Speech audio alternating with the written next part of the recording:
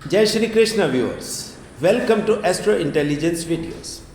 दर्शकों, आपने देखा होगा कि कुछ बच्चे अपने जन्म के समय से ही अपने साथ बीमारी को लेकर पैदा होते हैं। कुछ बच्चे पहले 1-2 महीने में, कुछ बच्चे 6 महीने में, कुछ 1 साल में, कुछ 2 साल में बड़ी भयंकर बीमारियों का शिकार हो जाते हैं। तो नॉर्मल में ऐसे बोला जाता है कि ये बच्चा अपने भाग्य में बीमारी लेकर आया। मगर क्या बीमारी भाग्य से आती है बच्चे को?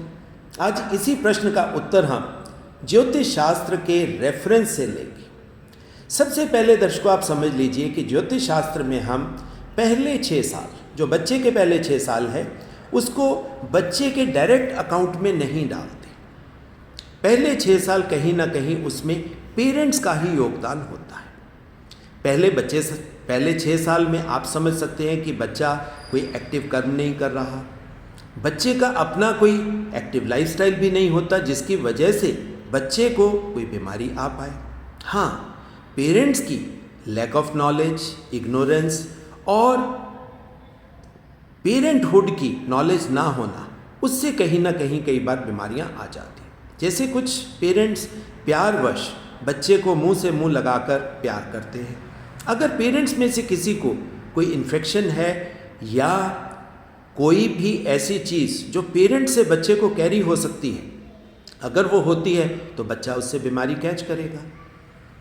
इसी तरीके से अगर पेरेंट्स एक अच्छे लाइफस्टाइल को मेंटेन नहीं करते, उनके घर में पॉल्यूशन लेवल्स बहुत ज़्यादा हैं, तो बच्चे में बीमारी आने की पॉसिबिलिटी बनती है। अब इसी में कुछ चीज़ें थोड़ा सा पेरेंट्स के जीन्स से भी बच्चा बीमारियों को कैरी कर सकता है। और पहले 6 साल ज्योतिष शास्त्र में हम मानते हैं कि बच्चे के अकाउंट से ना देखो, पेरेंट्स के अकाउंट से ही देखो। तो उसके बाद अब बच्चे के चार्ट से हम बीमारी को कैसे देख सकते हैं और क्या उसका संबंध भाग्य से बन सकता है, ये बच्चे के चार्ट से देखा जाता है। अब बीमारी का संबंध किसी के भी चार्ट के 6ठे भाव यानी कि 6th हाउस से देखा जाता है। और भाग्य स्थान आप सब जानते ही हो कि वो 9th हाउस होता है। सो 6ठे से अगर हम 9th का रिलेशनशिप देखते हैं तो ये तो 4th हाउस हुआ, और 4th हाउस किसी का भी सुख स्थान होता है। सो बीमारी से किसी को भाग्य में सुख मिले, ये तो पॉसिबल नहीं है। सो इसको ऐसे देखा जाता है कि बीमारी नहीं, बीमारी का ना होना किसी के भी जीवन में भाग्य में सुख दे सकता है। पहली तो बात, ये रिलेशनशिप इस तरह देखा जाता है। फिर दूसरा रिलेशनशिप हम कैसे देखते हैं? अगर 6th हाउस का लॉर्ड 9th हाउस में बैठ गया और लॉर्ड स्ट्रांग है, तो आप कह सकते हो कि बीमारी कम होगी। दूसरा, एक जो जनरल प्रिंसिपल हम ज्योतिष शास्त्र में लेते हैं, अगर लग्न बच्चे का मजबूत है 6th हाउस से, तो बीमारी नहीं आएगी। अगर 6th हाउस लग्न से मजबूत है तो बीमारी आने की पॉसिबिलिटी है। और इसी तरीके से अगर हम भाग्य में किसी के बीमारी है, बच्चा बचपन से बड़ी बीमारी लेकर पैदा हुआ, उसको कैसे देखना है दर्शकों, वो मैं आज आपको बताता हूँ। वो देखना है, अगर 9th हाउस से हम 6th हाउस को देखेंगे तो ये उसका कर्म स्थान हो जाता है।